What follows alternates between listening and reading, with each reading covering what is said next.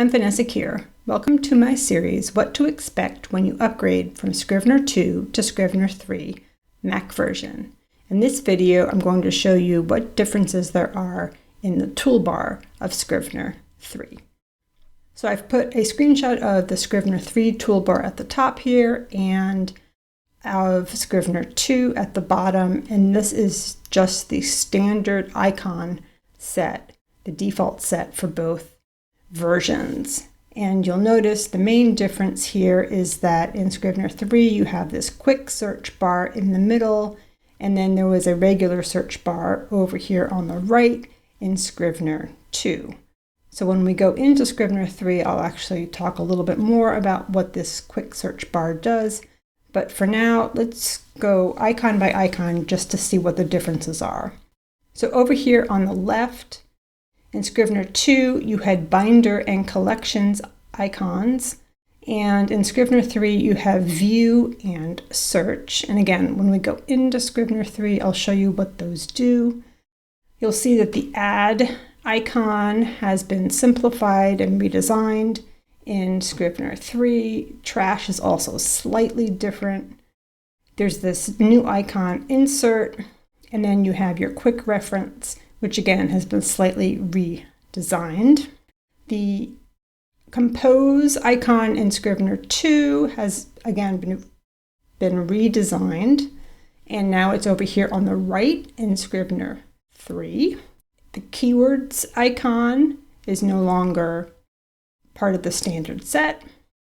Like I said, the quick reference has been redesigned. And then comment and wrap are no longer part of the standard set. Your compile icon again has been redesigned in Scrivener 3, and now it's over here on the right. Your view mode again has been redesigned. There's no find a synopsis icon as part of the default set. And then Scrivener 3 has this new bookmarks icon, and then the inspector icon has been redesigned.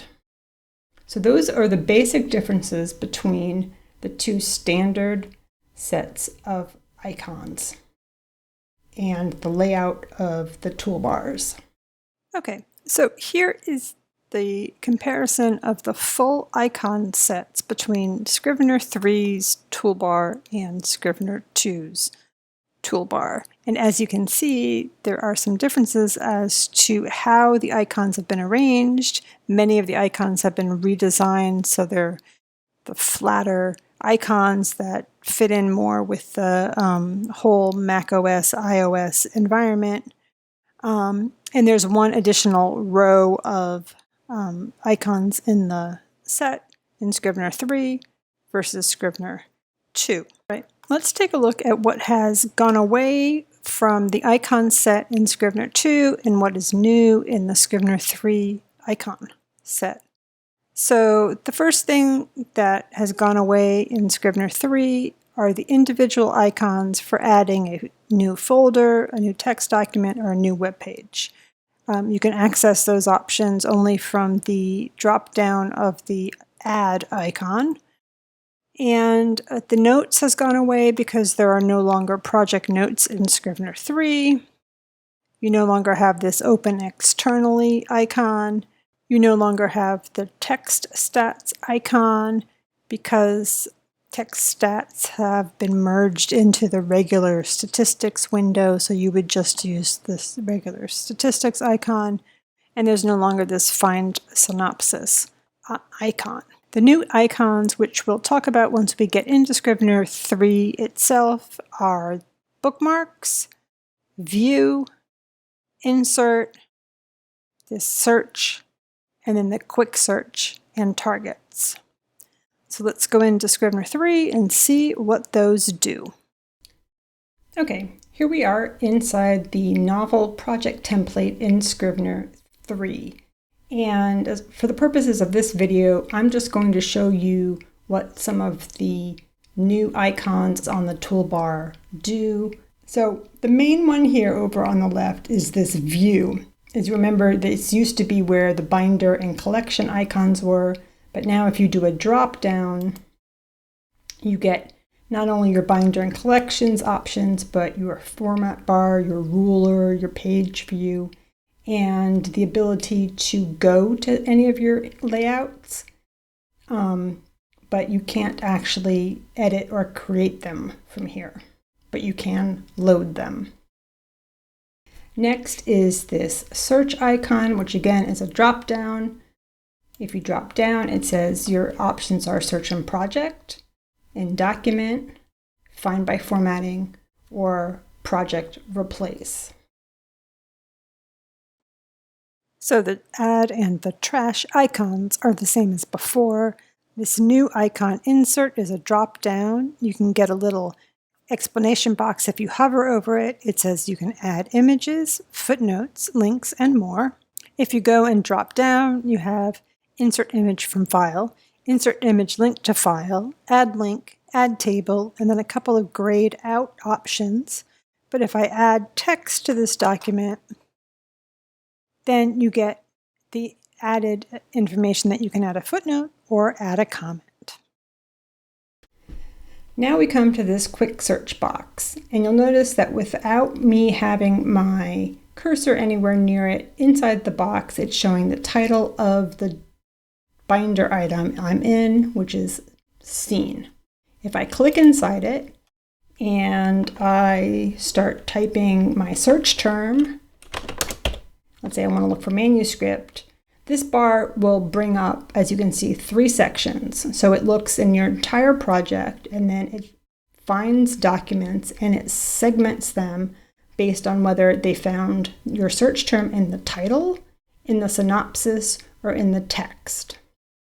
And all you have to do to bring up the document or item here that is listed is just go ahead and click on it. But let's say none of these are right.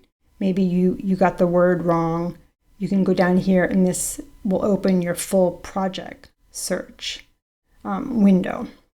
But let's just say for now, I'm going to go and click on this reference, and this then loads that document into my editor. Now, if you notice, before I typed in my search term and clicked in that bar, when I just hovered my mouse over it, I got this breakdown here. So in front of the vertical bar is your number of words that you've typed towards the project target, or just in the project in general today. And then after it is your session number of words.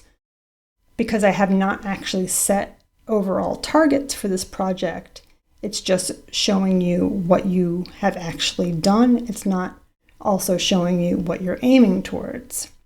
Now, if I hit the Option key and click in here, it brings up my target window. And I'm actually going to just bring it back my scene so it's a little clearer so there's not that text distracting you. If I just went and typed in here as if I was doing NaNoWriMo, I need my 50,000 words for my project or my manuscript target, and then let's say I'm going to do 1,667 words a day. Now let's see what that does up here. So now you can see more clearly that the front part is the project and the last part is the session. And let me go ahead and put in some text for today. So I just copied and pasted in a section from the novel format explanatory document up here. But as you can see, now there's a blue bar at the bottom of this search box, and it shows that I've done 216 both toward the project and toward the session.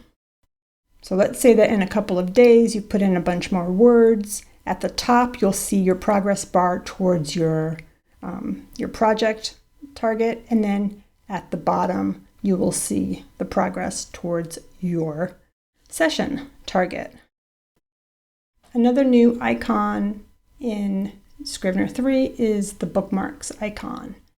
So if I click on this, I basically get a panel that opens up, and I can pretty much drag anything in here that I want to reference from this window. So I could drag in that document, this, anything you want. You can put hyperlinks in here, etc.